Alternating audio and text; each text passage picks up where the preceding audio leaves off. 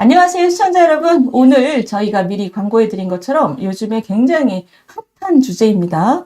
그 핫한 주제라는 뜻은 강한 의견을 가지신 분들이 굉장히 많다는 뜻인데, 이 이슈의 중요한 구조에 대해서 잘 알고 강한 주장을 갖고 계시지 않는 분들도 많고, 그러면 좀 불필요한 마찰과 대립이 초래되는 측면이 있어요. 그래서 오늘 저희가 오랜만에 머리끄댕이 토크입니다. 머리끄댕이 토크라고 하면 머리끄댕이를 잡고 격하게 싸울 만한 주제이지만, 우리는 문명화된 문명인으로서 이걸 어떻게 서로의 차이를 잘 파악하고 서로 공통 기반은 무엇인지 거기까지를 시청자 여러분들께 전달하는 것을 목표로, 그러니까 머리끄댕이 잡을 만한 주제를 머리끄댕이 잡지 않고 굉장히 논리적이고 합리적으로 이렇게 차이를 보여줄 수 있는 토론이라는 뜻입니다. 머리끄댕이 토크.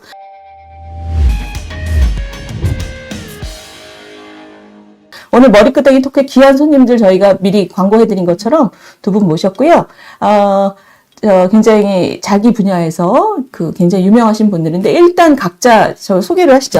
일단 우리 김 변호사님부터. 네, 안녕하세요. 법무법인 온 세상 변호사 김재련입니다. 머리끄댕이 안 잡히려고 머리 짧게 하고 왔습니다. 네, 안녕하세요. 법무법 LF의 박성민 변호사입니다. 오늘 이제 상대방으로 굉장히 강력하신 변호사님이 나오셔서 긴장이 되는데요. 최대한 열심히 해보겠습니다. 잘 부탁드립니다. 벌써 기싸움에서 지고 들어가시면 안 돼요. 예, 또 겸손한 척 하면서 허를 찌르는 게 또 전략이기 때문에. 예, 오늘 주제는 비동의 강간죄, 비동의 간음죄. 요즘에 전문가들도 말씀을 많이 섞어서 쓰시더라고요. 동의하지 않은 성관계. 근데 여기에 대해서 이제 굉장히 많은 의견들이, 강한 의견들이 지금 부딪히고 있습니다. 시청자 여러분들 얼마 전에 국회에 한동훈, 유호정 커플이래. 한동훈, 유호정 두 분의 영상, 한동훈, 권인숙 두 분의 영상이 지금 많이 돌아다니고 있습니다. 그래서 그분들 이름을 치시면, 이게 뭐 갖고 싸우는 건지 대충 좀 보실 수 있을 것 같아요. 그래서 그거를 보셔도 되고, 우리 방송 끝난 다음에, 오늘은 그러면 저희가 좀 속도감 있게 논점 위주로 진행을 하겠습니다. 그러면 첫 번째 비동의 간음죄에 대한 첫 번째 저희 질문에 대해서 두 분의 의견을 먼저 표시를 하시고 말씀을 하시는 걸로 하겠습니다. 첫 번째는, 비동의 간음죄는 남자들이 지금 굉장히 걱정하고 있습니다. 저희 썸네일에 보셨듯이 이 젊은 남자들, 특히 이 한동훈 장관의 입장도 이런 거였죠. 동의를 했느냐 안 했느냐를 피해자가 스스로 자신의 결백을 증명해야 되는 상황은 굉장히 억울한 상황을 많이 만날 수 있다. 왜냐하면 했는지 안 했는지를 검사가 보통은 사건에서 입증을 하는데, 이 경우는 굉장히 내밀한 부분이고 사람의 마음에 관한 거기 때문에 검사가 입증하기 어렵고, 피의자, 남자분, 그래서 이거를 무슨 표현을 썼냐면 남자 잡아먹는 사마귀법, 이런 표현을 쓰면서 지금 걱정하시는 의견들이 굉장히 많습니다. 자, 첫 번째, 비동의 강간죄는 피해자에게 입증 책임을 지우게 돼서 억울한 남성들이 많이 발생할 것이다. 자, 들어보세요. 예상했던 결과입니다. 자, 그러면 가입표, 우리 김 변호사님부터 의견. 사실은 비동의 간음에 대해서 이걸 남녀 사이의 대립 문제로 볼 이유는 없다고 생각하거든요. 남성도 성폭력의 피해자가 될 수 있습니다. 피해자와 가해자의 문제로 봐야 하는 것이 맞겠죠. 그리고 입증 책임과 관련해서 지금까지 성폭력에 대해서 고소를 하고 기소가 되기까지 전적으로 의사에 반하는 성폭력이었다라는 것을 입증해야 하는 사람은 고소인이었습니다. 피해자였습니다. 저는 이 규정이 비동의 간음으로 바뀐다고 하더라도 기소되기 전 단계까지 입증을 하기 위해서 적극적으로 노력해야 하는 사람은 피해자일 것이라고 생각하고요. 기소가 되고 나서는 적극적으로 검사가 입증을 해줘야 하는데, 그 과정에 있어서도 동의가 있었다라는 것을 증명하는 것과 동의가 없었다라는 것을 증명하는 것은, 사실은 동의가 없었다라는 걸 증명하는 게 훨씬 더 어려운 일입니다. 그렇기 때문에 실질적으로 저는 비동의 간음으로 바뀐다고 하더라도 입증과 관련해서 어려움을 겪고 산을 넘어가야 되는 사람은 피해자이지 가해자가 아니라고 생각하기 때문에 남성분들이 그렇게 억울해할 이유는 전혀 없을 것 같습니다. 그러니까 지금 우리 김 변호사님 말씀은 한동훈 장관이 국회에서 한 얘기를 동의 안 하시는 거군요. 그럼요. 자, 네. 우리 박 변호사님. 저는 기본적으로 그 한동훈 장관의 의견에 굉장히 동의를 하는데요. 뭐 의원님도 말씀해 주셨듯이 이제 뭐 형사 사건에서 입증 책임은 검사에게 있는 건 사실이기는 합니다. 근데 만약에 비동의 간음죄가 통과가 돼서 실제로 사건화가 되는 경우를 상정을 해보면은 당연히 남녀 관계는 아니라고 하셨으니까 그럼 가해자 피해자로 나눴을 때 가해자가 먼저 내가 죄인입니다 갈 리는 없겠죠. 피해자가 먼저 고소를 하고 나는 성관계에 대해서 동의한 적이 없다라고 주장을 할 겁니다. 근데 그러면은 이제 많은 다른 성범죄 사건도 그렇긴 하지만 대부분이 객관적인 증거가 없는 경우가 대부분입니다. 특히나 지금 여기서 중요한 거는 동의 여부가 될 텐데 동의 여부는 겉으로는 확인하기 힘들죠. 사람의 내심의 의사니까. 그러면은 피해자는 이제 수사기관에 가가지고 나는 동의한 적이 없다라고 진술을 일관성 있게 얘기를 하면은 그 자체로 증거가 돼서 동의가 없을 것이고 그 이후에 이제 피의자가 조사를 받게 될 텐데 그러면 그 과정에서 이제 난 동의한 게 맞다. 왜냐면은 이런 점들이 있기 때문에 사실상 간접적인 정황만 가지고 판단할 수밖에 없거든요. 그리고 그러면은 이제 나중에 토론을 하면서 점차 이야기가 나올 걸로 생각이 되긴 하는데 동의를 한다고 하면은 어떤 방식으로 동의를 해야 될 것인가? 뭐 사실 남녀 관계 이렇게 성관계를 할 정도의 친밀한 남녀 관계에 성관계를 할 때 자, 우리 이제부터 성관계를 하자. 이렇게 얘기를 하고 동의하니? 이러는 경우는 사실상 거의 없지 않습니까? 자연스럽게 대화를 하면서 뒤로 몰래 녹취를 하고 있다든지 아니면 이런 그 비동의 간음죄 문제가 많이 떠오르니까 그 앱도 나온 거 혹시 본 적 있으신가요? 남녀 관계에 이제 서로 이제 성관계에 동의했다는 그런 걸 확인하는 앱 같은 것도 나오긴 했었는데 그럼 그게 과연 동의로 인정이 될 것인가? 왜냐면은 나중에 이게 부수적으로 나올 쟁점일 것 같은데 실제로 입법이 된다면은 방식도 있긴 하지만 제가 뭐 어느 한쪽이 성관계에 동의를 하면은 그 동의의 효력이 언제까지 갈 것인가? 1시간 전에 우리 성관계 할래라고 동의를 했는데 30분 있다가 싸웠어요. 그리고 나서 또 30분 있다가 성관계를 했어요. 그럼 아니 1시간 전에 동의한 건 맞긴 하다. 녹취된 것도 사실이긴 한데 30분 이에 나는 그 의사를 철회했다. 이런 식으로 나와버리면 굉장히 힘들어지거든요. 그럼 성관계에 대한 그 동의 의사가 철회되지 않았다는 거를 피의자 쪽에서 열심히 입증을 해야 되는데 사실상 그게 힘들고 특히나 뭐 다른 나라는 뭐 모르겠지만 우리나라 같은 경우에는 피해자의 일관된 그런 진술로 인해서 굉장히 신빙성을 높게 쳐주기 때문에 피의자 진술의 신빙성보다 그래서 결국은 한동훈 장관이 말씀하신 것처럼 이제 동의 여부에 대한 입증 책임이 역으로 이제 피의자에게 전가되지 않을까. 저는 그래서 굉장히 좀 조심스럽게 판단을 해야 된다고 생각합니다. 근데 저는 이게 지금 법무부 장관이 굉장히 당연하다는 듯이 얘기를 한 부분이에요. 근데 이거를 두 분이 지금 그 의견이 다르다는 게 놀랐어요. 그 부분을 유의를 하셔야 될 게 그 예를 드는 사례는 매우 예외적이고 극단적인 경우거든요. 연인 관계에서 합의하에 성관계를 했는데 싸웠고 그 후에 또 성관계를 했다. 그렇다라고 해서 그 피해자가 경찰서에 가서 나는 이 사람에게 성폭력 피해를 당했다라고 주장하고 사건을 이끌어 나가는 경우가 얼마나 될 것 같으세요? 성관계라고 하는 것은 하늘에서 뚝 떨어져서 두 사람이 성적 행위를 하는 것이 아니라 관계 속에서 이루어지는 것이거든요. 그렇기 때문에 동의가 있었는지 여부와 관련해서도 성관계가 있었던 그 장면만을 보고 판단하는 것이 아니라 그 전에 두 사람이 어떤 관계였고 왜 같은 공간에 있게 됐고 성관계를 한 이후에 두 사람이 주고받은 문자나 만났던 패턴이나 행동들은 어떤 것들이 있는지 이런 것들을 종합해서 두 사람 사이에 합의하에 성관계였던지 아닌지에 대해서 판단을 하는 것이거든요. 이제 오늘 제가 이 다이소에서 산 이거를 한번 시험해 보면서 충분히 들었다 이런 뜻입니다. 왜냐하면 지금 나오시는 얘기는 나중에 또 나올 거기 때문에 1번에 대해서는 요거 정도 하고 네. 2번으로 넘어갈게요. 2번의 얘기를 지금 슬라이드 저 장면이 올라갈 텐데 지금 김 변호사님 말씀하신 얘기랑 맥이 닿는 얘기입니다. 이진욱 씨 사건이 뭐냐면 2016년에 배우 이진욱이라는 분이 저걸 했죠. 성관계를 한 여성이 이분을 고소를 했고 고발인가요? 고소죠, 고소. 네네. 이 사람이 맞고소를 했어요. 맞고소는 무고를 했어요. 근데 이 상황을 보시면 사건의 개요가 지금 저 슬라이드가 올라가는데 상대방 여성분이 이진욱 씨가 늦은 밤 내 집에 찾아와서 성폭행을 했다고 고소를 했고 배우 이진욱은 합의된 관계였다라고 무고죄 고소를 했습니다. 근데 제가 지금 소개시켜드리는 건 뭐냐면 판결문입니다. 우리 김 변호사님이 지금 하늘에서 떨어지는 게 아니라고 말씀을 하셨는데 여기에 대해서 이제 두 분 의견을 들을게요. 판결문은 밤 12시쯤 찾아온 이진욱을 집에 들이고 화장솜을 적셔서 이진욱 씨의 얼굴에 사용법을 알려줬으며 욕실에서 사용기를 튼 이진욱 씨에게 티셔츠를 갖다 준 점 등을 보면 합의하에 성관계를 하고 허위신고한 게 아닌가 하는 의심이 있기도 하다. 그러나 판사의 말은 오 씨가 당일 이진욱과 처음 본 사이인데다가 두 사람 사이에 성적 접촉이나 교감이 있었다고 보기 어렵다. 또한 이진욱 씨 역시 성관계 동의 여부를 명시적으로 물어보거나 동의를 구한 적이 없다고 진술했다. 결론. 무고죄는 신고 사실이 객관적 사실에 반해 허위라는 적극적인 증명이 있어야 한다. 이건 참 남성분들, 여성분들이 보기에 따라 다르게 읽혀지는 판결문이에요. 두 번째 질문으로 갑니다. 이 사건을 딱 보면 두 번째 질문. 이미 이 판결문을 봤을 때 비동의 간음죄는 이미 시행하고 있는 것이나 마찬가지다. 따라서 법 개정은 쓸데없다. 필요 없다. 이미 우리나라 판결은 이런 명시적인 동의를 굉장히 중요시하고 있다. 그래서 2번 쓸데없다. 두 분 올려주세요.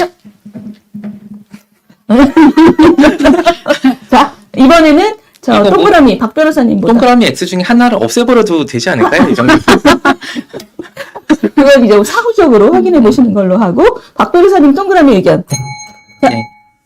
일단 지금 우리나라에는 그 성범죄 관련해가지고 굉장히 많은 조문들이 있죠. 기본적으로 강간죄라고 하는 거는 폭행이나 협박을 수단으로 해가지고 상대방 의사에 반해가지고 간음을 하는 것이고, 아니면은 뭐 흔히 말하는 뭐 위력이라든지 위계, 뭐 가스라이팅 이런 게 아마 여기에 좀 아마 부합할 수 있겠죠.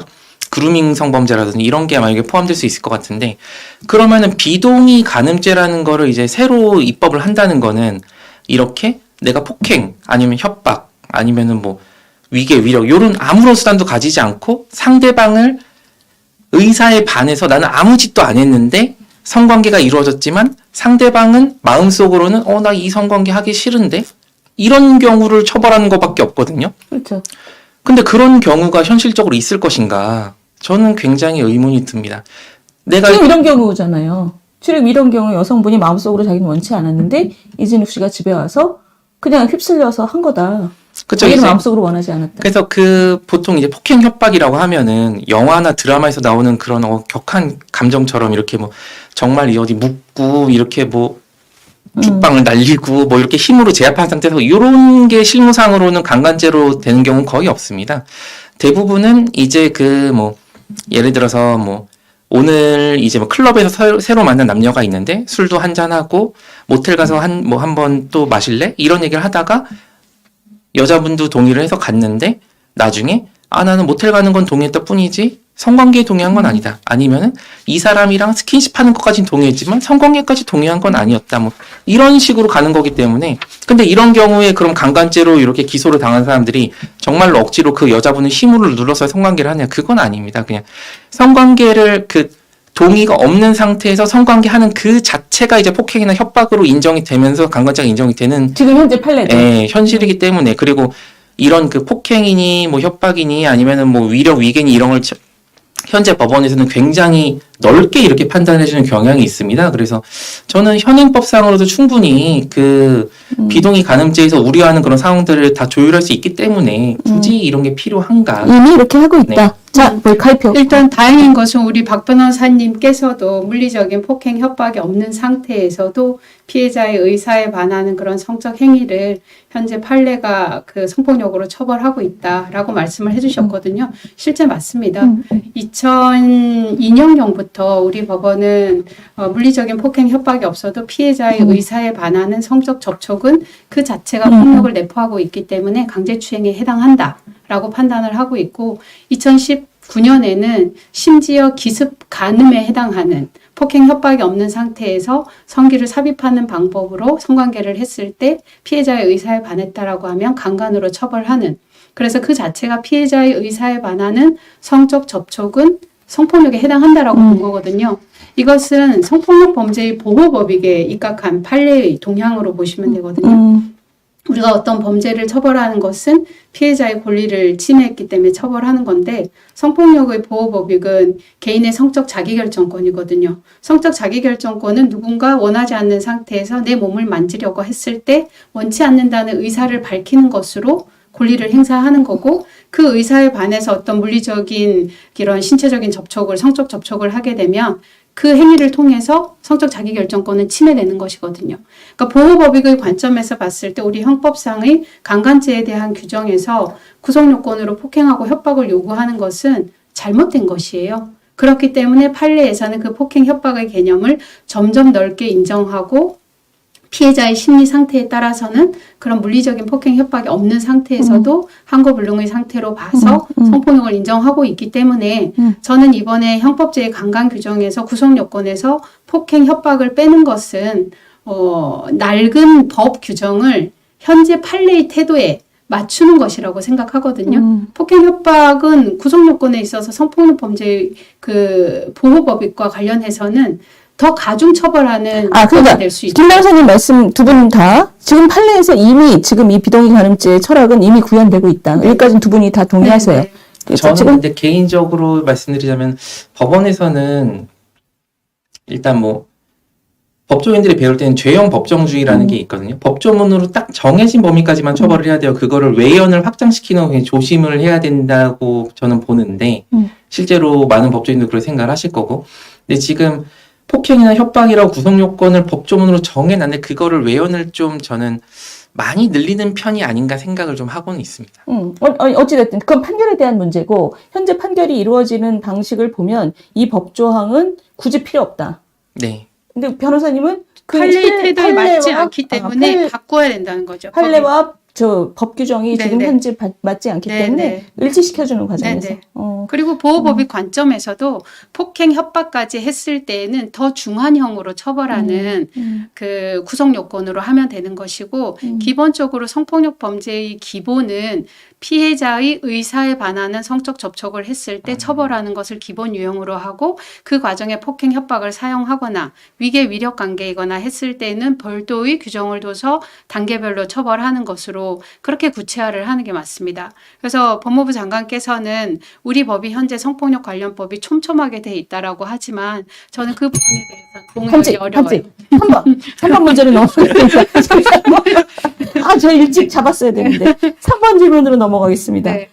이 한동훈 장관이 말씀하신 거예요. 현재로도 성범죄 처벌 법규가 다른 나라보다 훨씬 촘촘해서 동의 없는 성폭력이라고 하면 우리나라에선 이미 충분히 처벌 가능하다. 자, 들어주세요. 자, 가입표 지금 이미 말씀하신 네. 김재련 변호사님부터. 네. 아니, 그 장관님 말씀에 의하더라도 현행 법으로도 동의 없는 상태의 성폭력을 처벌하고 있다라고 하셨잖아요. 그런데 규정에는 폭행 협박이 있을 때 강간이라고 구속요건으로 되어 있기 때문에 그것을 현행화를 시키자는 거예요. 그렇고 그런 면에서 봤을 때 우리 형법에서 또는 성폭력 특별법에서 성폭력 범죄에 대해서 규정을 하고 있는 그 규정들이 장관님께서 알고 계시듯이 그렇게 촘촘하지는 않는 것 같습니다. 그러니까 지금 한동훈 장관의 말을 두 단계 다 부정하시는 거네요. 네. 충분히 촘촘하지도 않을 뿐더러 네. 그분의 논리 구조상 네. 그게 이미 돼 있다면 실제와 법규를 일치시키는 과정에서도 그렇죠. 이 법은 필요하다. 네, 네.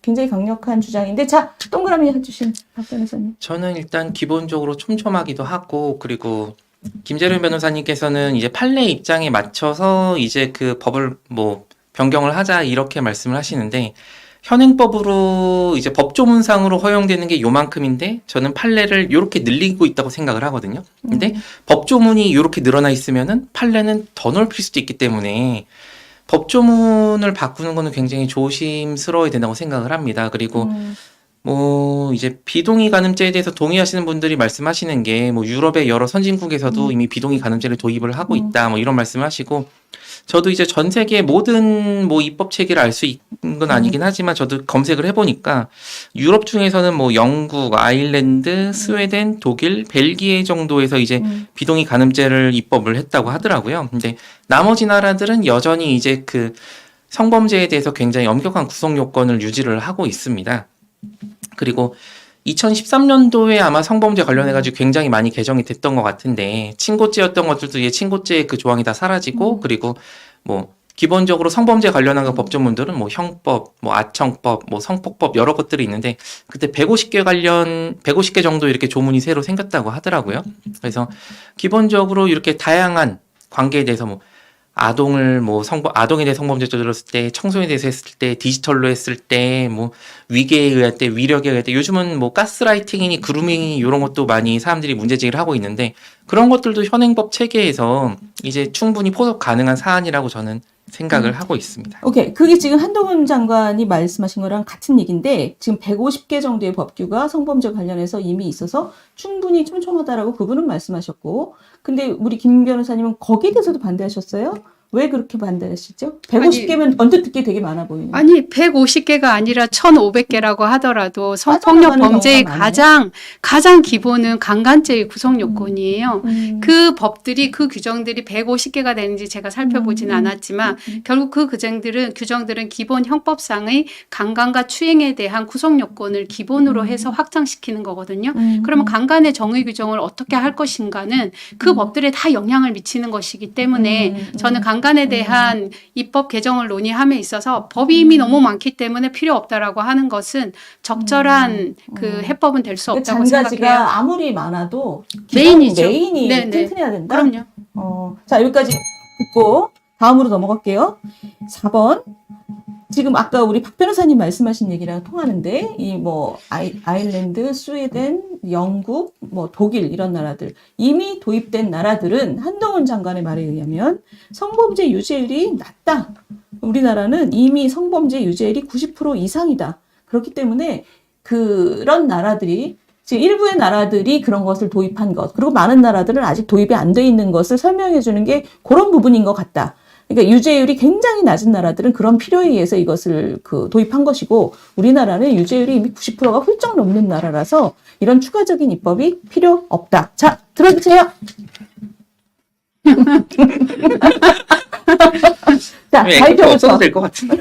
아니, 발표부터. 이게 유죄율하고 상관이 있는 문제는 전혀 아니라고 저는 생각을 해요. 죄를 져서 기소가 되고 범죄라고 봐서 법원에서 유죄를 하는 거기 때문에 유죄율하고 비동의 강간으로 그 개정을 하는 거하고 연결해서 볼 문제는 아닌데, 그 유죄율이 높다라는 부분에 대해서도 제가 말씀드리고 싶은 거는, 우리나라가 성폭력으로 고소를 해서 기소되는 비율이 50%가 안 됩니다. 55% 정도가 불기소돼요. 증거불충분 등으로. 그래서 약 45% 고소 대비 45% 정도가 기소가 되는 거고, 그 기소된 사건에 대한 유죄율을 말씀하시는 거고, 외국의 경우에 그 뭐 이런 성범죄에 대해서 처벌 비율이라든지 이런 거 얘기하는 것은 제가 알기로는 신고 대비한 처벌 비율인 걸로 알고 있는데, 제가 2013년부터 2015년까지 여성가족부에서 권익증진국장으로 재임을 했었는데, 그때가 우리 정부에서 그 성폭력 대책, 가정폭력 대책 하면서 해외 사례하고 비교를 많이 했거든요. 기본적으로 해외의 신고율과 우리나라의 신고율을 기계적으로 비교하는 게 의미가 없어요. 왜냐하면 우리가 성폭력 범죄를 생각하는 게 이만큼의 범주인데, 거기서 성폭력의 범주를 생각하는 건 이만큼의 범주거든요. 거기서는 스텔싱도 처벌하고 있고, 신뢰관계를 이용한 성관계에 대해서도 처벌하는 규정을 두고 있고, 이미 그 당시에 그루밍도 처벌하는 규정을 두고 있었기 때문에 그 사람들이 생각하는 성범죄는 훨씬 더 넓은 거예요. 그렇기 때문에 신고율 자체를 놓고 기계적으로 비교할 수 없거든요. 그러니까 그 사람들 그렇게 넓게 브로드하게 성범죄로 본인들이 생각하는 것에 대해서 신고를 했고, 거기에 대해서 그 나라 법에 의해서 최종적으로 유죄율이 나오는 거기 때문에 성범죄에 대한 개념 규정이 동일하지 않은데 북유럽하고 우리나라를 단순 비교하는 것은 모순이죠. 어쨌든 그래서 네. 지금 유죄율에 대해서 얘기하신 거고, 네. 그 유죄율하고 거기에 동의하고 안 하고를 떠나서 그 유죄율의 수준하고 이 법의 필요성하고 관련이 전혀 않는다. 없는 거죠. 왜 관련이 없나요? 관련이 없죠. 왜냐하면 지금 현재 유죄율이 높게 나온 거는 기소된 범죄가 45% 정도밖에 안 되고, 그 45% 정도 되는 걸러가지고 기소한 사건에 대해서 유죄가 나는 거기 때문에 그 유죄율을 지금 비동의 간음으로 전환하는 부분하고 연결하는 것은 어떤 논리적인 매칭도 할 수 없다는 얘기입니다. 근데 그때 국회에서 한동훈 장관이 얘기한 걸 보면 무슨 스웨덴인가 독일의 경우는 유죄율이 뭐 8% 뭐 이런 숫자더라고요. 그렇게 낮으면 지금 기소율이 반도 안 된다고 하셨지만 그 차이를 보정하더라도 상당한 차이가 있고 그래서 그러니까 이거는 좀 점프가 있어요. 제 생각에도 그분이 그런 이유로 이런 법이 들어왔다라고 추론을 한 거예요. 만약 그렇다고 하면 독일이라고 지금 말씀하셨는데 스웨덴도 독일의 독일이지. 경우가 비동의 간음을 인정하고 독일은 저항할 필요가 없다라고 생각하면 저항 안 해도 성폭력으로 강간으로 보고 있는 거거든요. 그렇게 했는데 유죄율이 그렇게 떨어지면은 지금 우리나라에 있는 분들이 비동의 간음으로 전환하는 거에 대해서 뭐 그렇게 불안해할 이유 없는 거 아닌가요?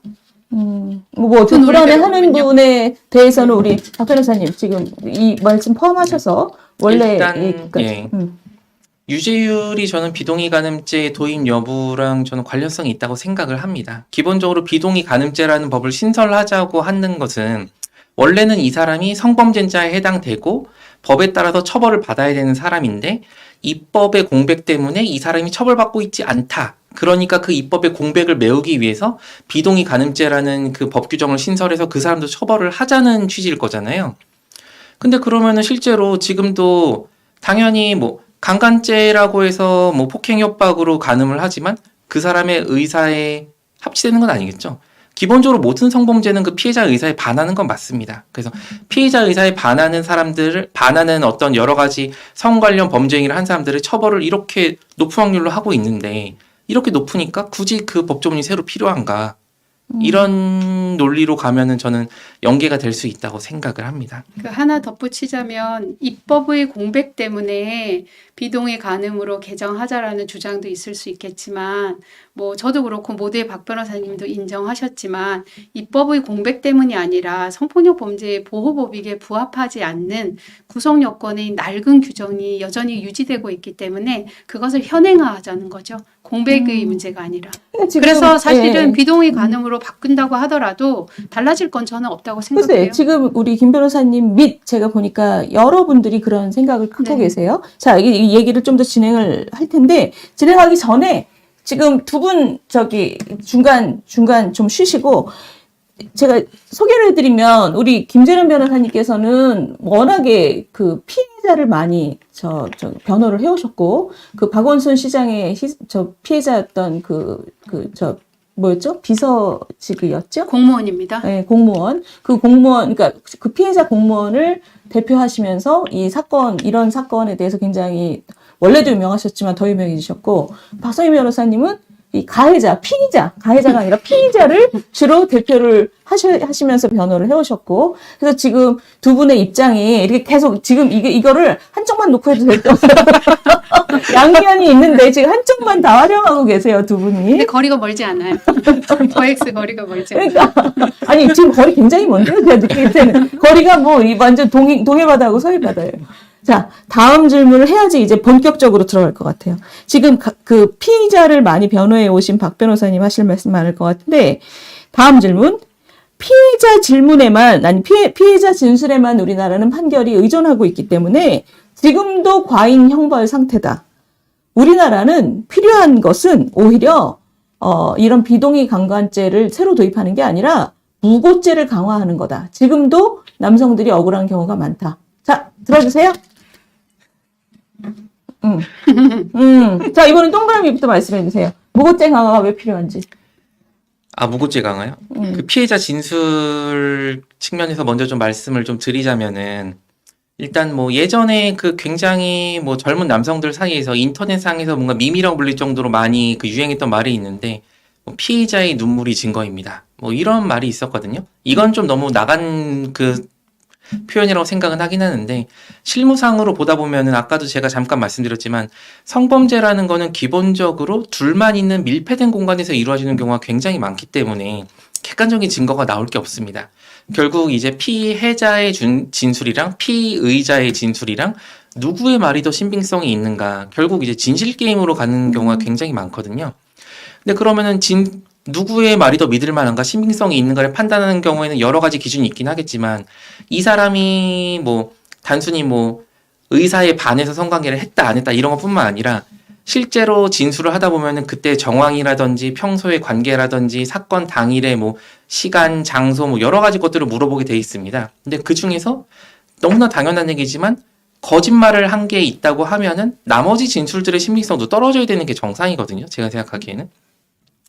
근데 실제로 이제 성범죄 사건에서 뭐 변론을 하다 보면은 제가 했던 사건 중에는 이런 것도 있습니다. 예를 들어서 피해자분이 이제 그 어떤 남성분에게 술을 마시고 가라오케에서 성범죄를 당했다라고 진술을 했어요. 그래서 그럼 그 가라오케가 어디 있는 겁니까? 라고 경찰에서 물어보겠죠. 그래서 무슨 건물에 3층에 있는 가라오케였습니다. 라고 진술을 했어요. 근데 나중에 확인해 보니까 그 건물의 가라오케는 지하에 있었던 거죠. 그리고 또 뭐 몇 시에 뭐 이런 행동을 했습니다라고 했는데 때마침 거기에도 CCTV가 있어 보니까 그게 맞지 않았고 근데도 결국 최종적으로 그 남성분은 유죄 판결을 받았습니다. 판결문에 써 있는 거에는 뭐 일부 사실과 다른 진술들이 있기는 하지만 피해 사실에 대해서는 일관되게 반복적으로 진술하고 있기 때문에 신빙성이 있다. 그래서 지금도 법원에서는 피해자랑 피의자랑 둘 다 말밖에 없으면 피해자 쪽에 조금 더 좀 무게를 실어주는 게 아닌가 이런 생각을 하고 있고요. 그리고 저는 기본적으로 무고죄 강화에 대해서는 동의는 하는데 이거는 단순히 성범죄에 대한 무고죄 강화뿐만 아니라 전반적으로 모든 그 형법 조문에 대한 무고죄가 좀 강화돼야 된다는 입장입니다. 제가 이제 변호사를 하면서 좀 생긴 직업병이 있는데 사람 말을 그렇게 못 믿겠더라고요. 정말 그 법원에 가는 당사자가 되면은 사람은 너무나 쉽게 거짓말을 할 수 있습니다. 단순히 피해자뿐만 아니라 피의자도 더더욱 거짓말을 많이 하겠죠. 수세에 몰렸으니까. 특히나 이제 뭐 형사소송 같은 경우에는 이제 무고죄니 위증죄니 이런 것도 있긴 하지만 민사 같은 경우에는 거짓말을 해도 특별히 그런 처벌 조항이 없다 보니까 엄청나게 거짓말을 많이 하고 있기 때문에 저는 전반적으로 좀 우리 사회에서 무고죄 형량이 좀 올라가야 되는 게 아닌가. 굳이 성범죄에 국한될 게 아니라 이런 입장입니다. 근데 우리나라 무고죄가 성량이 낮아요? 다른 나라에 일단 비해서? 무고죄가 인정도 잘 안 되고 인정이 된다고 하더라도 이제 뭐 대부분 벌금이나 집유로 끝나는 걸로 저는 듣고 있습니다. 자, 우리 김 변호사님. 저는 무고죄 강화 필요 없다? 당연히 필요 없죠. 왜냐하면 무고죄야말로 이미 현존하고 있는 무고죄의 형량 자체가 10년 이하의 징역 또는 1,500만 원 이하의 벌금이거든요. 형량이 높게 정해져 있기 때문에 그것을 더 올릴 필요는 없어요. 현행 규정 내에서 무고를 한 사람은 엄중하게 처벌하면 되는 거거든요. 그리고 박 변호사님께서 이제 그러니까 집행을 강화해야 된다는 뜻이군요. 아니 사실관계에 부합한다라고 하면 엄중하게 처벌하면 되겠죠. 그리고 박 변호사님 이제 거짓말을 많이 한다라고 했는데 저는 피해자 지원 주로 하지만 피해자들은 자기가 경험한 범위 내에서는 기억하는 것을 진술하고 거기에 대해서 판단받고자 하는 것이고 피해자의 진술에 단둘이 있는 공간에서 발생했기 때문에 양측의 주장이 다를 때 피해자 진술에 의존한다라고 생각하시는 분들이 많은데 그렇지 않습니다. 진술밖에 없을 때 그 진술이 힘을 갖기 위해서는 앞뒤 정황에 대해서 사건이 발생한 이후에 피해자가 왜 친구에게 기분 좋다는 내용의 문자를 보냈는지 이런 모든 것을 도마 위에 올려놓은 생선처럼 뼈를 발리고 살을 추리듯이 그렇게 해서 이 진술의 신빙성이 인정되는 것이고 그 진술의 신빙성을 인정하기 위해서는 얼마나 맥락적으로 정황 증거가 피해자의 진술에 부합하는지를 보고 판단하는 것이거든요. 기본적으로 우리 형사소송법은 무죄 추정의 원칙이에요. 가해자에게 무죄를 추정하는 상태에서 사건을 진행하기 때문에 피해자의 진술밖에 없는 경우에 그게 유죄가 나온다? 진술만을 가지고 유죄가 나오는 경우는 저는 없다고 생각합니다. 진술을 뒷받침하는 맥락상에서의 정황 증거들을 파악을 해서 보고 사건 발생 이후에 피해자가 자기 절친에게 이런 일이 있었는데 너무 속상해. 그런데 문제 제기할 수가 없어. 이런 피해를 호소한 게 있는지, 기록으로 자신의 피해에 대해서 남겨놓은 것이 있는지, 어디 병원에 가서 상담을 받은 것은 있는지, 그 후에 가해자하고 문자를 주고받았다면은 그 이유는 무엇 때문인지 이런 것을 묻고 또 물어서 판사가 합리적인 의심의 여지가 없이 피해자의 진술이 신빙성이 있다고 했을 때 그때 비로소 피해자의 진술은 유죄의 증거가 되는 것이거든요. 산 넘고 물 건너야 충분히 된다는 들었습니다. 거죠. 이 지금 말씀하신 것에 대해서 역시 피해자를 많이 그 변호해 오신 분 입장에서 동의하세요? 피해자 진술뿐만이 아니라 피해자 진술만으로 그 판단하는 경우는 본 적이 없다고 말씀하셨거든요. 여러 가지 얽혀 있는 정황들을 다 같이 보기 때문에 별로 오랄 일이 없다. 물론 이제 그 김재룡 변호사님 말씀처럼 단순히 진술만 가지고 하는 건 아니고 앞뒤 맥락이나 전후 상황 이런 걸 다 고려하는 건 맞긴 합니다. 근데 그건 피해자의 진술을 판단할 때뿐만 아니라 피의자의 진술을 판단할 때도 마찬가지거든요.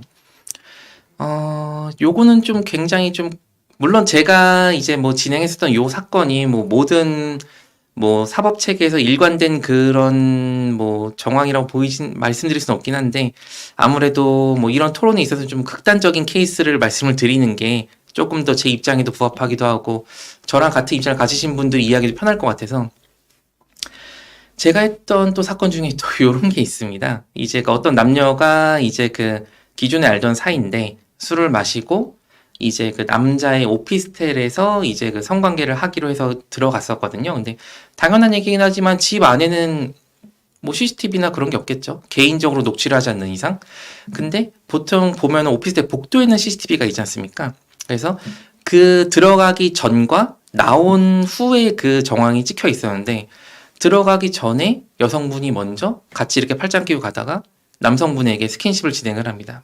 굉장히 격한 스킨십을 하는데 제가 그걸 여기 방송에서 말씀드리기 힘들고 아무튼 여성분이 먼저 이렇게 한 10분, 20분 정도 복도에서 스킨십을 하고 하하호하면서 방으로 들어가고 나중에 나올 때 또 하하호하면서 팔짱 끼고 나오고 근데 나중에 그 여성분이 그 안에서 강간을 당했다 라고 고소를 해서 당연히 남자분 입장에서는 CCTV를 확보하고 있었으니까 자신이 있었죠. 아니 들어갈 때랑 나올 때랑 이 전후 상황만 봐도 이렇게 사이가 좋은데 그 안에서만 강간당했다는 게 말이 되느냐. 제가 이런 얘기를 하면 결론이 어떻게 됐을 것 같으신가요? 하시는 이유는 유죄가 나왔습니다. 그러니까 그랬을 것 같아요.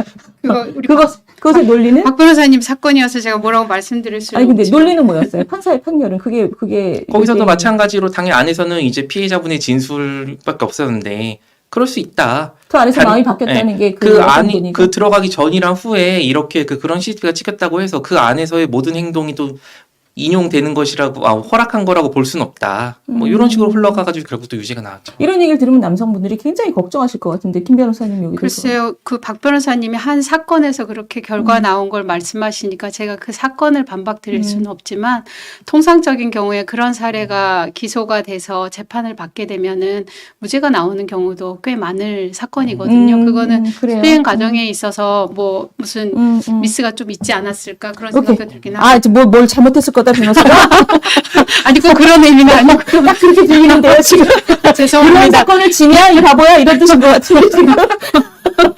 자, 별로 부정을 안 하세요 어디다가. 자 그러면 지금 그 얘기랑 통하는 얘기인데 다음 질문입니다. 동의를 받지 않은 그 사건은 동의를 받지 않은 성관계는 지금 강간이다. 이런 간단하게 표현하면 이런 법조문인데 그것을 이렇게 해석을 하면 어떠냐.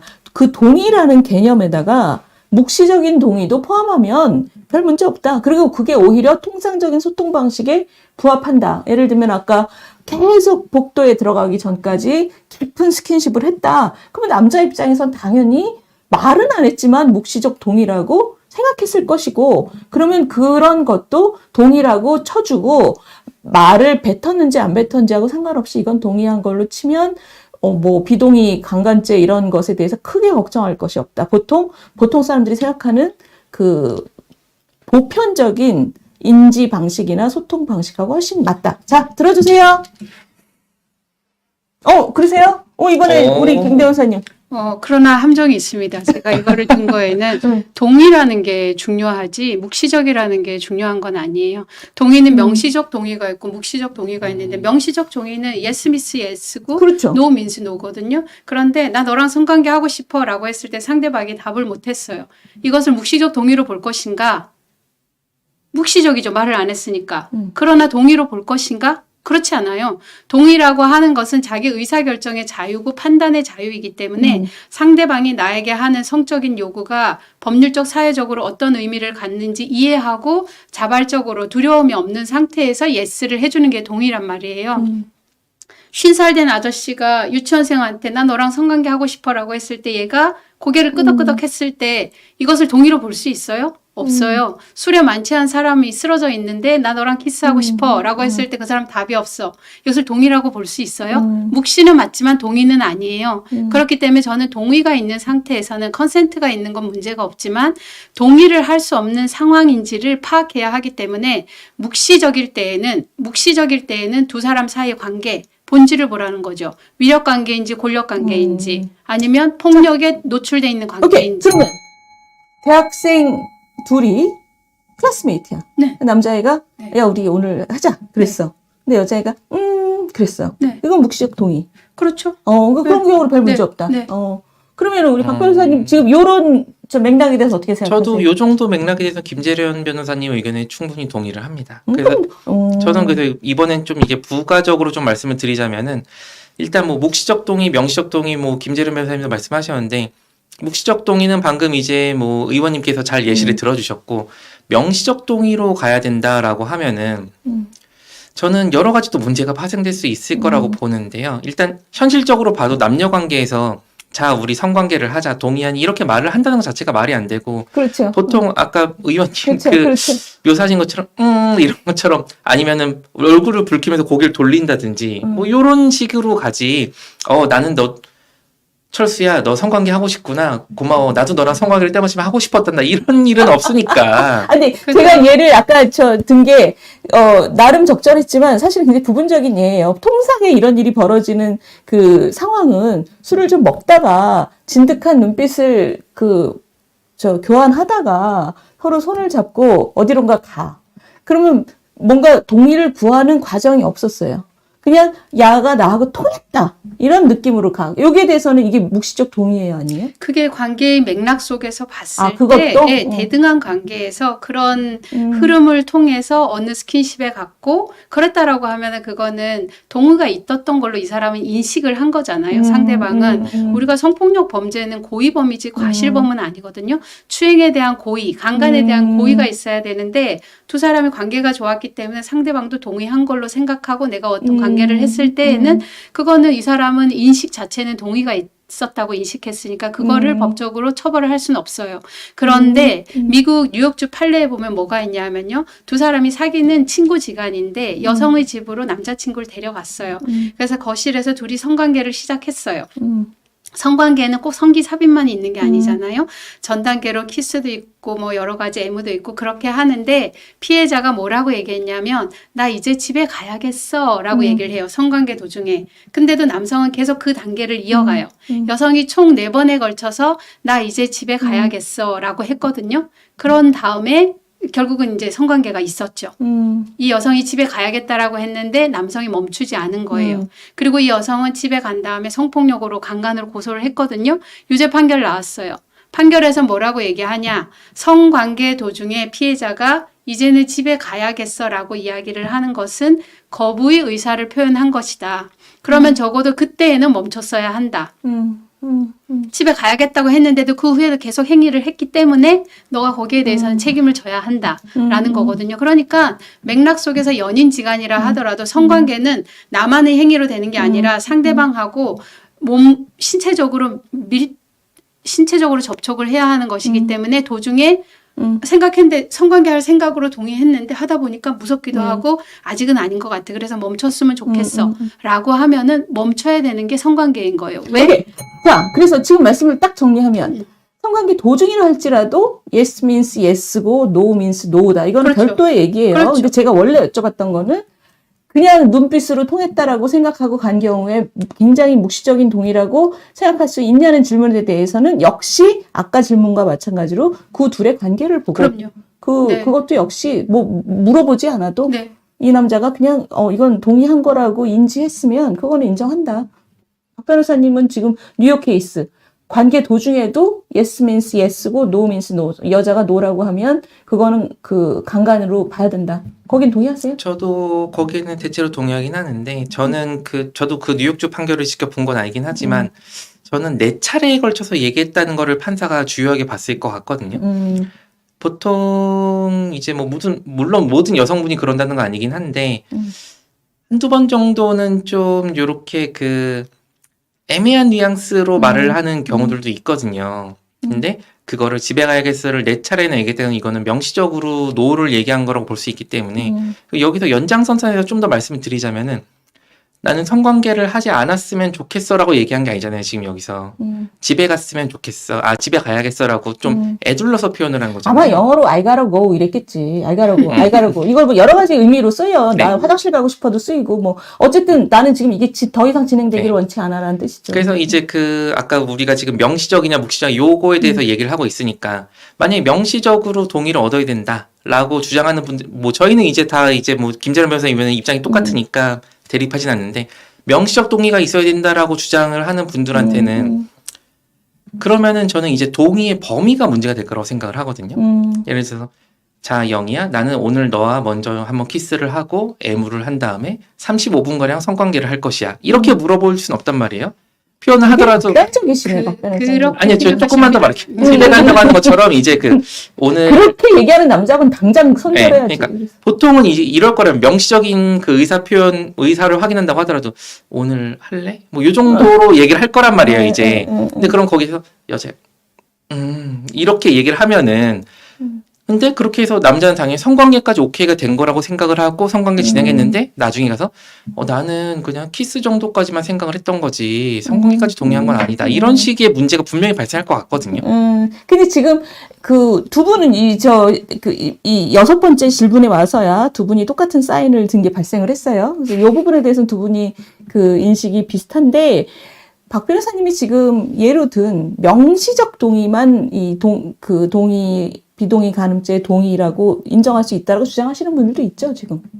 뭐 다양한 의견이 있을 수 아직도 있으니까요. 그러니까 이 얘기는 네. 아주 단일한 어떤 네. 주장으로 된 게 아니라 네, 아직도 네. 많이 서로 소통하고 모아가야 되는 그렇죠. 그런 상황이죠. 네. 그 중에서는 우리 김재련 선생님은 의외로 굉장히 그 유한 지금 입장이신 것 같아요. 그런가요? 예, 지금 네. 보니까. 자, 다음 질문까지 하고 이 얘기할게요. 좀 네. 되게 연결되는 것 같은데 영국의 경우에 지금 제가 이게 다른 프로들을 보니까 영국의 경우에 좀 전에 김 변호사님이 말씀하신 것처럼 동의가 있었는지가 아니라 동의가 있었다고 남성이 인지했는지를 기준으로 본다. 우리나라도 동의를 인지했는지가 동의 여부의 판단 기준이 돼야 된다. 자, 들어주세요. 이게 사실 이렇게 되면 두 분 다 같이 동그라미인데 이렇게 되면 여자가 나는 내심 별로 원치 않았어. 근데 남성이 그렇게 이게 오라고 생각할 만한 사인을 여자가 줬으면 남성이 죄를 받지 않는다는 뜻인 거잖아요. 그런 거죠. 여기에 대해서 판단의 문제인 거예요. 결국 그거는 누구의 판단? 그 판사의 유무죄에 대해서 판단? 판단을 하는 판사와 기소할지 여부를 판단하는 검사의 몫이거든요. 그러면 이 그래서 남자가 나는 이렇게 인지했다 그래도 받아들여지지 않을 가능성이 많다는 얘기예요? 그거는 케이스 바이 케이스죠. 예를 들어 여성이 본인은 상대방에 대해서 굉장한 두려움을 가지고 있기 때문에 상대방의 성관계 요구에 대해서 내가 원치 않았지만 원치 않는 말을 못하는 소극적인 것이 아니라 네, 저도 좋아요 라고 이야기를 하면 상대방은 그것을 당연히 동의가 있었던 걸로 이해할 수가 있잖아요. 또 그런데- 김 변호사님 또 그 둘 간의 관계가 네, 중요하다. 그런데 이 여성 입장에서는 어. 예를 들어서 이거는 제가 예전에 처리했던 사건 중에서도 있었는데 연예인 기획사 대표고 제가 지원했던 피해자는 소속 연예인이었어요. 그런데 가해자가 성적인 요구를 해오는데 거기에 응해주지 않으면 생방송에서 그거를 빼버려요. 기획사 대표가.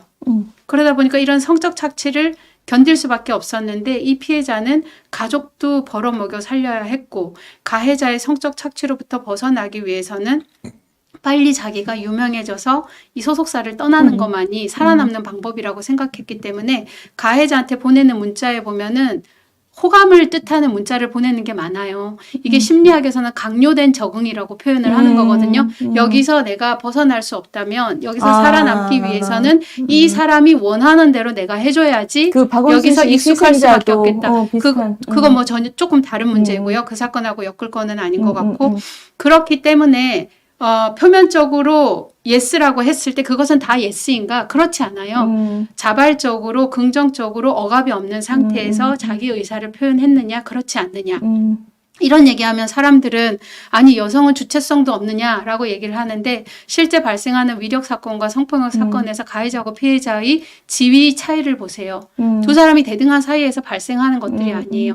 살아남아야 하기 때문에 일을 해야 하기 때문에 먹고 살아야 하기 때문에 가해자의 요구에 응할 수밖에 없는 그런 케이스들이 있거든요. 아니, 그걸 그러니까 원래 위력 질문은, 성폭력이라고 하는 그러니까 거죠. 원래 질문은 이 얘기는 이거잖아요. 사실은 제가 여쭤볼 그렇기 때는 때문에 예. 남성의 동의 인지 여부가 중요한 판단 기준이 돼야 된다라고 했을 때 두 분이 동그라미를 들었잖아요. 그래서 저는 이걸 어떻게 해석했냐면, 남자분 입장에서 그럼 마음을 좀 놓을 수 있겠다. 나는 이렇게 받아들였다라고 하면 죄를 받지 않을 수 있겠다. 아까 그랬더니 얘기했던 거하고 똑같아요. 제가 이거 들었던 거에 보면은 묵시적 동의 부분도 말씀을 드렸는데 결국은 동의예요.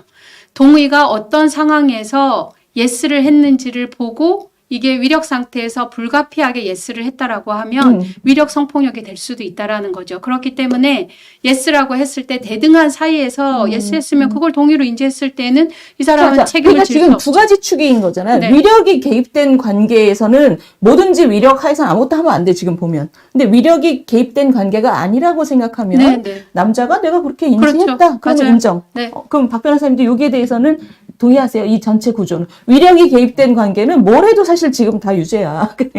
근데 그렇지는 않아요. 뭘 해도 다 유죄인 건 아니에요. 지금 위력 보면, 관계라고 지금 하는데. 김 변호사님 네. 얘기하신 걸 보면 위력 관계일 때는 여자가 예스를 해도 위력 관계가 딱 들어가면 이건 예스가 아니다라고 해석이 되고. 그래서 그게 위력 관계인지 아닌지에 대해서 재판부가 판단을 하는 그러니까 거죠. 위력이라고 생각하면. 네. 근데 위력이 개입되지 않았다고 판단을 하면 적어도 그 남성들 입장에서는 크게 걱정할 게 없다는 느낌이 제가 좀 들어요. 박 변호사님도 지금 제 느낌이 동의가 되세요?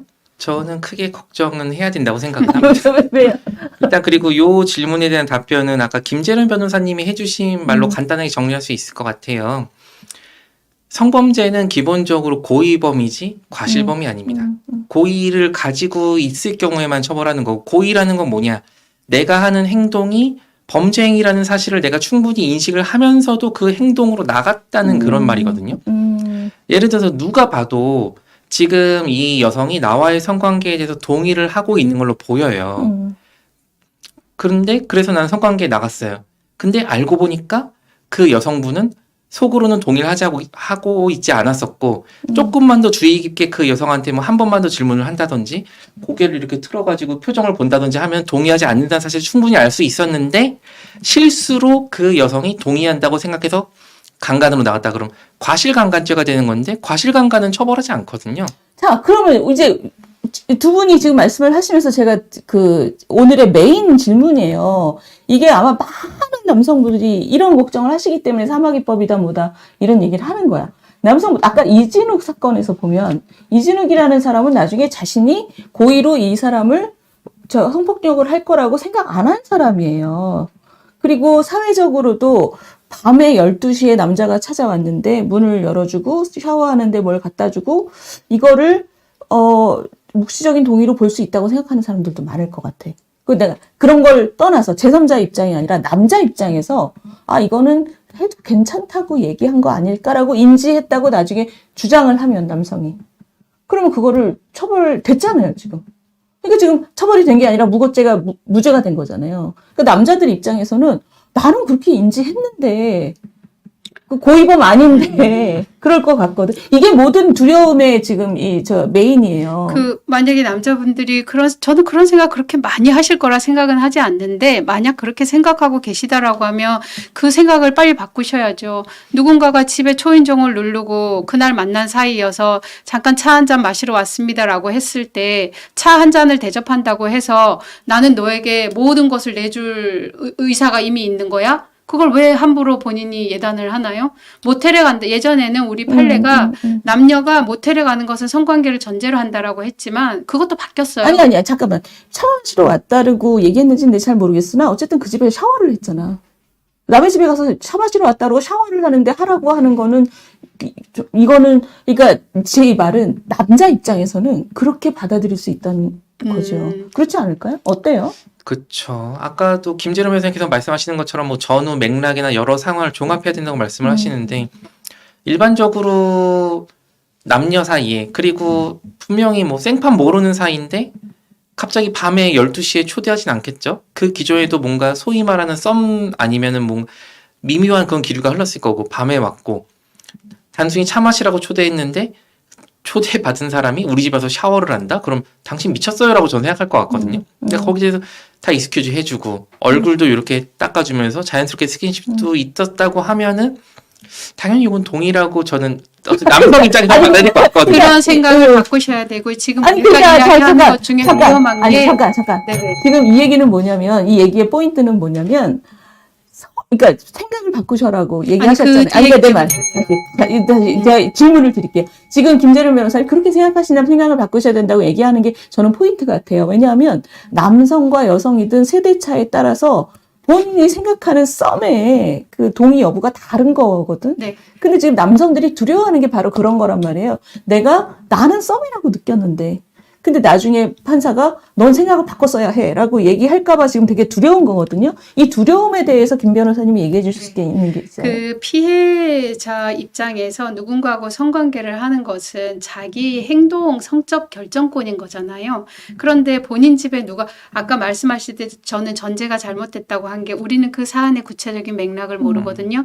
왜 가해자가 그 집에 가게 됐는지, 초대를 했는지 본인이 간 건지 사실은 모르는 건데 초대했다고 볼 일은 아니에요. 그리고 그 집 안에서 샤워를 했을 때 샤워를 한 이유가 간 사람이 뭔가 자기가 땀이 많이 묻어서 내가 샤워를 좀 해야겠다라고 얘기해서 마지못해 샤워를 하게 했는지 그거는 알 수 없는 문제예요. 그렇기 때문에 우리가 그걸 모르는 상태에서 단순화시켜서 판단을 해서는 안 되는 거고요. 성폭력은 상대방하고 성적 접촉을 하는 부분에 대해서 동의가 있느냐의 문제이기 때문에 제가 예를 하나 들면 스텔싱이라고 좀 생소하실 수 있는데 스텔싱이라는 게 있어요. 스텔싱이 뭐냐? 저하고 의원님하고 성관계를 하기로 했어요. 합의했어요. 그래서 성관계를 하는데 콘돔을 끼고 하자라고 합의했어요. 그런데 그 남성이 콘돔은 남성이 끼니까 남성이 콘돔 끼면 뭔가 좀 불편하고 하니까 콘돔을 확 빼버린 상태에서 성관계를 했어요. 그런 다음에 이 여성이 스텔싱을 처벌하는 법 규정들을 두고 있어요. 주요 국가에서는. 그래서 스텔싱으로 고소하면은 처벌받는 거예요. 왜? 성적 자기결정권은 누구하고 할 것인지 뿐만 아니라 어떤 방식으로 할 것인지에 대한 성적 자기결정권으로까지 구체화가 돼 있는 거거든요. 그래서 그건 먼 나라 얘기야 이렇게 생각하시나요? 이미 지난해 우리나라 민사법원에서 성관계를 하면서 콘돔을 끼고 하기로 했는데 콘돔을 뺀 남성에 대해서 여성이 손해배상 청구해서 법원이 배상하라고 판결했어요. 그 얘기랑 지금 아까 그 얘기 남성의 인지와 여성의 인지가 네. 다를 수 있다. 그래서 남성들이 두려워한다. 그러니까 너무 전 단계부터 남자들은 여성이 이 모든 것을 허락했을 거라 생각하는데 예전에 배우자 강간을 인정하지 않을 때 혼인증명서가 강간에 대한 면허장이냐 이런 표현이 있었거든요. 면허증이냐 이런 표현이 있었거든요.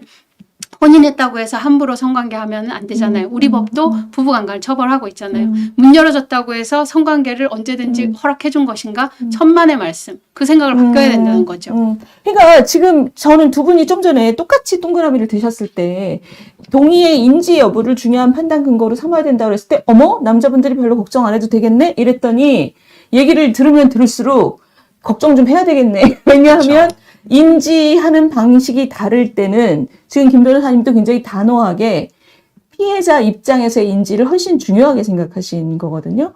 마지막 질문 일단 드릴게요. 제가 며칠 전에 어떤 서베이를 보니까 이 법이 그러니까 비동의 강간죄라는 얘기만 듣고도 얘기만 들은 상태에서 우리 국민의 한 75%가 지금 도입하는 거는 반대. 그러니까 신중해야 된다. 난 잘 모르겠지만 어쨌든 지금 이런 내용이 들어오는 거는 반대. 근데 이렇게 그 대다수 국민들에게 낯설고 아직 공감을 얻지 못하는데도 이게 입법 과정으로 지금 국회에서 논의가 되는 것은 그 앞단의 얘기가 다 생략된 거나 마찬가지이다. 이렇게 공감대가 낮은데 그럼 이것의 얘기는 이게 우리나라에서 이 여성운동 하시는 분들이 너무 국민과의 공감대를 형성하는 과정을 너무 잘 뛰어넘는 고질병이다. 짝.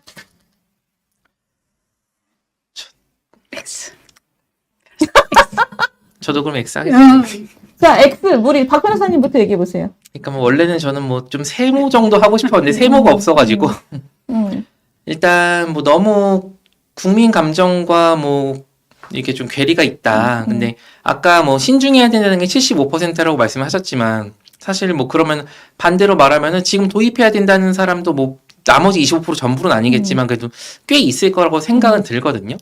소위 우리나라에서 말하는 이제 페미니즘이니 뭐 여성 운동 하시는 분들이 뭔가 무리해서 이렇게 진행을 한다, 뭐 그렇게 생각하는 사람도 있긴 하겠지만 저는 이제 페미니즘에서 그렇게 깊은 이해가 없어가지고 그분들이 어떠한 알고리즘이나 논리 구조에 따라서 이거를 계속 추진을 하시니까지 모르겠지만 어쨌든 나름의 철학을 가지고 자신의 철학을 관철시키기 위해서 이제 사회활동을 하는 걸로 생각을 하거든요. 그러면서 그리고 그 비율이 생각보다 그렇게 엄청 낮은 것 같지는 않습니다. 75%가? 아니, 25%가? 그쵸, 뭐 70, 뭐 투표로 했는데 4명 중에 3명은 짬뽕 먹겠다 그러고 1명은 짜장면 먹겠다고 하면은 짜장면 먹겠다는 사람이 뭐 소수인 건 맞지만 그렇게 무시할 뭐 0.0001%전 5천만 국민 중에 1명만 그렇다 그러면 모르겠지만 그래도 5천만 이게 지금 간단하게 말씀하시면 75%가 별로 공감을 하지 않아도 20%, 25%면 충분히 괜찮다. 크리티컬 마스다. 괜찮다까지는 아니고 그래도 그분들의 의견을 한 번쯤 들어는 봐야 되지 않을까. 그러니까 지금 그런 상황은 아니잖아요. 국회에서 지금 법을 내놓고 지금 뭐 표결을 하고 지금 이런 상황이니까 상임위원회. 그러니까 그 단계까지 갔다는 얘기를 하는 거죠. 이게.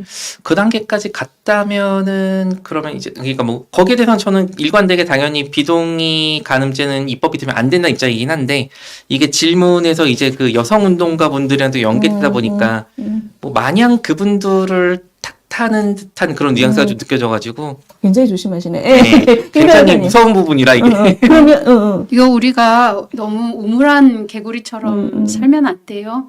우리가 세계 10위 경제 대국이고 글로벌 시대를 살고 있거든요. 주요 선진 국가에서 보호법익에 맞게 비동의 간음에 대해서는 이미 성폭력 범죄의 가장 기본 유형으로 규정해서 처벌을 하고 있습니다. 우리나라가 굳이 이 주요 선진 국가의 반열에 들어가 있다고 저는 보는 대한민국 내부에서 이 문제를 가지고 이렇게 불필요한 소모적 논쟁을 할 이유가 없어요. 지금 비동의 간음으로 바꾸는 거는 비동의 간음이라 그러니까 너무 브로드하게 넓히는 거 아닌가 생각하지만 사실은 강간죄를 그대로 두는 거예요. 강간죄를 그대로 두는데 구성 요건에서 기본 유형으로 폭행 협박을 빼서 판례와 마찬가지로 현행화를 시키는 거다. 그렇게 보시면 아무 문제가 없습니다. 자, 그러니까 이제 결론 삼아서 제 말씀 드릴게요. 저는 지금 남성분들이 이 법에 대해서 느끼고 있는 두려움, 지금 우리 김 변호사님 말씀은 이 다른 나라에도 대충 있고 이 우리나라에서 특히 이게 지금 판례하고 그냥 일치시키는 단계다. 그러니까 새롭게 두려워할 필요가 없다. 네. 문제가 있다면 아무 문제 없습니다. 이미 판례도 여러분들이 두렵다면 판례에서 이미 두렵게 하고 있는 거다. 이런 말씀이세요. 근데 그런 얘기가 충분히 전달이 되고 있지 않은 것은 좀 확실한 것 같아요. 그러니까 이 법에 네. 대해서 법무부 장관부터 일단 이거에 대해서 굉장히 우려를 표시했잖아요. 그러니까 이 얘기는 뭐냐면 이게 지금 어떤 변화를 가져올 것인가에 대해서 우리 특히 남성분들, 젊은 남성분들은 상당한 두려움을 갖고 있어요. 그 75%의 얘기도 그거고, 그리고 저는 이게 굉장히 좋은 의도일 거라고 생각하는데 최근에 있었던 우리 20대 남녀들의 굉장한 사회적 갈등 수준이 정말 우려할 수준이거든요. 근데 이 20대 남자들 같은 경우에 언제부터 이런 굉장히 위축감이나 박탈감을 느꼈냐고 물어보면 최근 몇 년 동안 있었던 사법 판결을 접하면서 뭔가 본인들의 인식이 크게 바뀌어야 되는 필요성이 이제 강제된 거죠. 근데 그거를 어른들이 이건 이렇고 이건 두려워할 필요가 없고 이런 거를 충분히 사회적으로 저는 전달이 되지 않고 있었던 거예요. 네, 맞습니다. 그러니까 사실은 이 문제에 대해서 이렇게 극단적인 사례를 가지고 논쟁을 할 이유가 없거든요. 우리가 머릿속으로 상정하는 이런 극단적인 사례는 극히 소수이고 예외적인 거고 보통의 사례에 있어서 성관계라고 하는 것은 관계에 기반해서 하는 것이기 때문에 상호 호감 하에서 관계를 했을 때 느닷없이 성폭력이라고 고소하는 경우는 없어요. 지금 대부분의 진행되는 사건들은 처음 만난 날 술에 취했는데 잠을 자고 있는데 뭐 이런 경우에 발생하는 것들에 대해서 문제 제기를 하는 것이거든요. 그렇기 때문에 불필요하게 너무 극단적인 사례를 가지고 논쟁을 하다 보니까 일반인들이 이 부분에 대해서 좀 두려워하는 것 같은데 실제 사건에서 발생하는 경우는 그런 경우는 많지 않고 그리고 무고에 대해서 이렇게 넓히면 무고 비율이 높아지지 않을까라고 하는데 우리나라 무고의 비율은 전체 형사사범의 무고 비율보다 성폭력 범죄에 있어서의 무고 비율이 훨씬 낮아요. 그렇기 때문에 성폭력 사건에 있어서 무고를 많이 할 것이라는 생각은 착각이에요. 자기 증거가 아무것도 없는 상태에서 자기 진술밖에 없는데 피해를 입었다고 고소하고 거짓말 탐지기 하고 자기 핸드폰을 수사관한테 다 줘서 온갖 사생활이 다 해체되고 분해되고 하는 이 험난한 과정을 겪을 만한 그런 무모한 사람은 많지 않고 그런 사람이 있으면 현행 무고죄로 엄중하게 처벌하면 돼요. 그러나 그런 사람은 많지 않다는 거죠.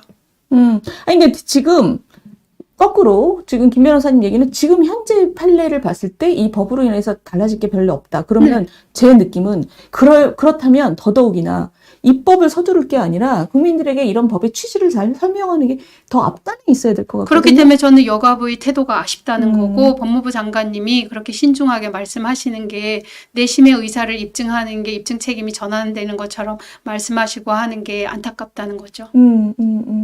그러니까 왜냐하면 법무부 장관 정도 되면 어마어마한 법조 전문가잖아요. 그리고 우리 박 변호사님도 거기 상당히 동의하고 계시고. 네. 그러니까 지금 법조인들 사이에서도 아직도 이렇게 공감대가 적다는 것은 앞으로 이런 얘기를 많이 해서 공감대를 많이 넓혀야 되는. 앞으로 말고 지금부터 하면 좋겠어요. 그렇죠. 지금부터. 자, 근데 지금 이 댓글 오늘 이제 우리가 좀 속도감 있게 해보려고 댓글을 많이 안 읽어드렸는데 댓글에 지금 그 기조가 뭐냐면 이런 거예요. 야, 애 낳지 말고 남자 여자 각각 살자. 이렇게 걱정이 많은 나라. 이런 게 지금 굉장히 많아요. 그 이게 뭐냐면 여기 들어오신 분은 저는 정확히는 모르겠지만 보통 때는 연배가 좀 있으신 분들이 많이 오시거든요. 근데 오늘은 모르죠. 오늘은 주제에 따라서 젊은 분들이 많이 오셨을 수도 있는데 지금 보시면 저출산의 이유가 여기 있네. 그러니까 이게 뭐냐면 이 두려움에 대한 얘기인 것 같아요. 그 김재련 변호사님이 하신 말씀에 제가 좀 첨언을 하자면은 뭐 김재련 변호사님 하신 말씀이 맞긴 하거든요. 대부분의 정상적인 남녀 관계들은 이제 뭐 그 성관계를 하고 나서 단순히 뭐 어느 한쪽이 기분이 안 좋아졌다고 해서 상대방을 고소하고 이런 일은 거의 없습니다. 그건 맞는 말이긴 한데 근데 그렇다고 없는 건 또 아니거든요. 그리고 그런 일이 한번 터질 때마다 이제 기사화가 되고 대서특필이 되고 이제 뭐 평생 이제 배우자를 만나기 전까지 뭐 처음 첫사랑이랑 결혼한 분도 있긴 하겠지만 많은 분들이 뭐 다수의 뭐 이성과 이제 교제를 하고 마지막에 그 결혼을 하게 되는데 그 과정에서 만나는 그 상대방이 대부분은 정상적인 사람이겠죠. 근데 그런 기사를 볼 때마다 혹시 내가 한 번이라도 걸리면 어떡하지? 이상한 사람이. 그런 두려움 때문에 남자분들이 저도 이제 친구들이나 아니면 저보다 어린 친구들이랑 뭐 술 마시면서 얘기를 하다 보면은 아, 형, 저는 요즘 무서워가지고 여자 손도 못 잡겠어요. 뭐 이런 친구들이 분명히 있거든요. 한 번이라도 걸리면은 그 순간 본인의 인생이 날아가기 때문에 그 대부분의 뭐 이성들이 뭐 멀쩡하고 괜찮고 합리적인 사람인 걸 알면서도 사실 그 한 번이 내가 걸릴 수도 있으니까 그러한 막연한 두려움. 이런 것 때문에 점점 이제 남녀 관계에서도 거리도 생기고 아까 그 댓글 같은 그냥 이러느니 혼자 살겠다 이런 반응이 나오는 게 아닌가 싶습니다. 아니, 그래서 오늘 저희 그 머리끄댕이 토크의 원래 취지대로 사실 지금 진행이 됐습니다. 그러니까 굉장히 그 날카로운 이슈인데 두 분 얘기를 들어보면 굉장히 화해하기 어려운 인식의 차이가 넓은 부분도 있고, 기본적으로 저는 남성의 두려움이라는 것에 대한 김 변호사님은 그 남성의 두려움이라는 것에 대해서 별거 아니라고 생각하시는 경향이 좀 있고, 이분은 또 그 사건 자체에 대해서 굉장히 극단적인 케이스를 많이 갖고 오셔서 제가 약간 좀 머리가 지금 혼란스러워요. 근데 어찌됐든 지금 이렇게 많은 분들이 걱정하시는 이슈에 대해서 두 분의 공통 기반도 꽤 있었어요. 아까 동그라미 가위가 공통으로 나온 부분도 있고 서로에 대해서 전혀 그 반발하지 않는 그런 부분도 있었습니다. 오늘 시청자 여러분 많이 보셨을 것 같고요. 각자 좀 판단을 하시면 좋을 것 같고, 이 이슈는 앞으로도 계속 나올 테니까 이슈를 이제 조금 더 이 이슈를 파악하신 후에 이 논쟁하시는 걸 보시면 더 좋으실 것 같아요. 판단하시기가. 오늘 이제 마무리로 오늘 그 가해자를 주로 변호하신 분, 그 피의자를 주로 변호해 오신, 가해자가 아니라 피의자라고 얘기해야 되죠. 그죠? 피의자를 주로 변호하신 분, 피해자를 주로 변호하신 분 모셔다가 이 관련 얘기 들어봤습니다. 마지막으로 우리 이 저는 이 법 때문에 두려워하시는 분들에 대해서 좀 두 분이 얘기해 주셨으면 좋겠고, 아니면 그동안 이제 업무를 하시면서 이런 성범죄하고 관련된 분, 여러분들께 관련됐거나 관련되기를 걱정하시는 남녀 모두에게 뭐 얘기하실 부분 마무리를 좀 해주시면 좋을 것 같아요. 우리 박 변호사님부터 하시죠. 보실 거. 이 법의 도입으로 인해서 두려워하시는 분들이 제가 보기에는 특별히 평상시에 뭐 위법한 행위를 많이 하고 돌아다니는 그런 분들이 아니거든요. 의원님도 말씀하신 것처럼 그냥 일반 젊은 남성들이 이 법으로 인해서 혹시라도 내가 억울하게 일을 당하지 않을까, 뭐 이런 걱정들을 많이 하는 것 같아요. 뭐 저도 이제 뭐 굳이 뭐 분류하자면 젊다면은 젊은 그 남성 쪽에 속할 것 같은데, 그리고 네, 그런 막연한 두려움도 있고, 저는 기본적으로 혹시 여기서 뭐 팬심을 고백해도 되나요? 되죠. 저는 한동훈 장관님을 굉장히 좋아하는데, 그동안 이제 여러 정치인이나 뭐 한동훈 장관님이 뭐 정치인이라고 분류하기 좀 애매한 부분이 있을 수 있긴 하지만 그래도 국무위원이면 어느 정도 정치랑 관련이 돼 있잖아요. 근데 그동안 이제 정치인들이 하는 얘기를 들어보면은 뭐 맞는 말을 하는 사람도 있고 왜 저런 말을 하지 싶은 사람도 있었는데, 적어도 지금까지는 저는 한동훈 장관님이 하는 말에서는 전부 다 100% 동의하는 입장이거든요. 정말 누가 나와서 이런 얘기 좀 해줬으면 좋겠다 싶은 얘기를 정말 화면에 해주고 너무 속이 시원하더라고요. 그래서 기본적으로 한동훈 장관님이 그동안 말씀하신 것처럼 우리나라 법 체계에는 이미 충분하게 입법이 돼 있고, 여기에 뭐 적절하게 법 해석 차원에서 이제 뭐 외연을 적당히 늘려가지고 뭐 그 빈틈을 빠져나가는, 법을 이용해서 빠져나가는 그 위법한 사람이 없을 정도로 지금 잘 유지가 되고 있다고 보기 때문에 그 비동의 간음죄의 도입은 좀 더 신중해야 될 것 같습니다.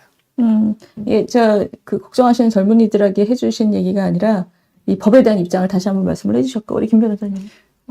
걱정 안 하셔도 될 것 같거든요. 그래서 왜냐하면 성관계라고 하는 것은 우리 보통의 성인이 생각하듯이 서로 호감을 갖고 또 그리고 어느 정도의 관계에 기반해서 하는 아름다운 행위이기 때문에, 그런 상태에서 상대방을 존중하고 배려하는 상태에서 어떤 성적 행위를 했을 때 그 상대방이 여러분을 고소해서 힘들게 하거나 그럴 일은 없을 거예요. 그 관계를 한 이후에도, 성관계라는 건 굉장히 아름다운 행위인데 그런 행위를 한 이후에 서로 연락을 주고받고 대화를 주고받고 그날의 일에 대해서 서로 감정을 소통하고 이런 자료가 있는데 뭐가 두렵겠습니까? 그런 게 없는 상태에서 발생하는 일이기 때문에 상대방이 문제 제기를 하는 것이겠죠. 정상적으로 관계를 한다라고 하면 두려워할 이유는 전혀 없습니다. 자, 오늘 우리 머리끄댕이 토크, 오늘은 비동의 간음죄에 대해서 전문가 두 분 모시고 얘기를 허심탄회하게 나눠봤고, 공감과 소통을 지향하는 인수TV, 이런 머리끄댕이 토크 자주 앞으로도 계속해 나가겠습니다. 오늘 너무 감사합니다. 감사합니다. 감사합니다.